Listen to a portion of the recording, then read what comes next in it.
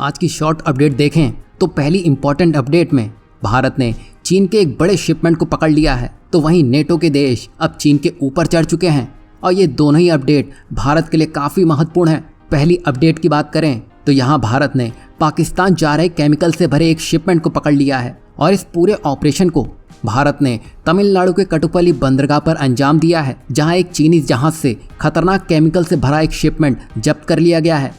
और ये कोई मक्खी मच्छर मारने वाला आम केमिकल नहीं है, असल में ये CS गैस बनाने के लिए इस्तेमाल किया जाता है, जिसको चीन पाकिस्तान भेज रहा था। और पाकिस्तानी सरकार इस केमिकल का इस्तेमाल अपने नागरिकों को दबाने के लिए करती आई है। एक तरह से इस बड़ी धरपकड़ से भारत ने पाकिस्तान की जनता को ही बचा लिया है, क्योंकि इसका इस्तेमाल पाकिस्तान अपने लोगों पर कर सकता था, क्योंकि ऐसा ही कुछ उसने इमरान खान के सपोर्टरों को पीछे धकेलने के लिए किया था। क्योंकि जिस तरह पाकिस्तान कर्ज के बोझ में दबा जा रहा है और ऊपर से उस कर्ज को बचाने के लिए वो और कर्ज लेने में लगा है, जिसकी वजह से उसकी आर्थिक स्थिति बद से बदतर होती जा रही है। उसको देखते हुए वहाँ की आम जनता कभी भी सड़कों पर उतरकर सरकार पर धावा बोल सकती है। वहीं चीनी कंपनी चेंगडू सिचेन ट्रेडिंग को लिमिटेड ने रावलपिंडी स्थित एक डिफेंस सप्लायर कंपनी से ये CS गैस यानी कि ऑर्थोक्लोरोबेंजोलिडीन मेलेनोनाइट्राइट की एक खेप पकड़ी थी और इसका कुल वजन तकरीबन 2500 किलोग्राम के आसपास का है, जिसे 25 किलोग्राम के 103 ड्रमों में स्टोर किया गया था। और ये एक बड़ा अमाउंट है जो कि वाइसनायर इंटरनेशनल एग्रीमेंट के अंतर्गत प्रतिबंधित है। आप समझ सकते हैं यहाँ पाकिस्तान कुछ बड़ा करने की तैयारी में हो सकता है। पाकिस्तान की हाल की स्थिति देखें तो वहाँ पर टैक्स का बोझ बढ़ता जा रहा है और कंडीशन बिगड़ती है तो नतीजा ये होगा कि आम लोग सड़कों पर आ जाएंगे और तब भारत को मौका होगा POK को भारत में मिलाने का, क्योंकि राजनाथ सिंह भी अपने एक बयान में बोल चुके हैं। मुझे लगता है कि भारत को कुछ नहीं करना होगा।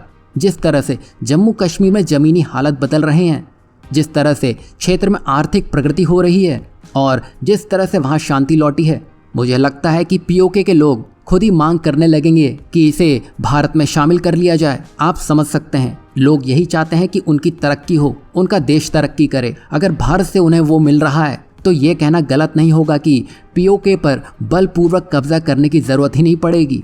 वहीं आपको क्या लगता है, अभी जो कुछ भी हो रहा है इसका रास्ता POK से होकर गुजरेगा? वहीं नेक्स्ट अपडेट की बात करें तो ये चीन की हालत खराब कर गई है। अब नेटो की मीटिंग में ये साफ हो गया है कि चीन पर यह संगठन बड़े प्रतिबंध लगा सकता है। एक तरह से आप कह लीजिए सैंक्शन की बाढ़ अब चीन पर आती दिखाई देगी। एक तरफ पाकिस्तान, दूसरी तरफ उसका आका चीन बुरी तरह फंसने वाले हैं। बता दें कि नेटो समिट के अगले ही दिन जर्मनी ने रूस के दोस्त चीन के खिलाफ एक बड़ा एक्शन ले लिया है, जहां जर्मनी के सुरक्षा अधिकारियों ने ऐलान कर दिया है कि जर्मनी 2026 से शुरू होने वाले 5G नेटवर्क से चीनी कंपनियों के पार्ट्स को हटा देगा। बता दें कि चीनी कंपनी हुआवे और ZTE के पार्ट्स के इस्तेमाल पर वो अब प्रतिबंध लगाने जा रहा है। बता दें कि यूरोप की सबसे बड़ी अर्थव्यवस्था जर्मनी का ये कदम उस वक्त आया है जब चीन ने रूस से अपनी करीबियां काफ़ी बढ़ा दी हैं। वहीं दूसरी तरफ नेटो के वॉशिंगटन समिट में सदस्य देशों ने रूस को रोकने की कसम खाई है। अब अमेरिका को ये डर है कि बीजिंग इन कंपनियों के जरिए साइबर जासूसी या कम्युनिकेशन के बुनियादी ढांचे को नुकसान पहुंचाने के लिए इस्तेमाल कर सकता है। हालांकि इन आरोपों को हुआवी कंपनी ने बार बार नकारा है। अब जापान, ऑस्ट्रेलिया, न्यूजीलैंड और कनाडा ने भी जर्मनी की तरह ही कदम उठा लिए हैं। बता दें कि यूक्रेन में युद्ध को लेकर चीन ने अमेरिका और यूरोपीय देशों से अलग रुख अपनाया है। वहीं चीन ने रूस द्वारा यूक्रेन पर किए जा रहे हमले की निंदा करने से भी इनकार कर दिया है। साथ ही हमले के बाद चीन का रूस के साथ व्यापार बढ़ा है और इसी वजह से जो पश्चिमी देशों ने रूस पर प्रतिबंध लगाए हैं वो चीन की मदद की वजह से आंशिक रूप से कम होते दिखाई दे रहे हैं। अब इसको लेकर चीनी विदेश मंत्रालय के प्रवक्ता ली जियांग ने कहा है कि चीन नेटो से आग्रह करता है कि वो चीन की आंतरिक राजनीति में हस्तक्षेप करना और चीन की छवि को धूमिल करना बंद करे। वैसे चीन को देखकर यही लगता है कि वो अपने हथियार नहीं डालने वाला।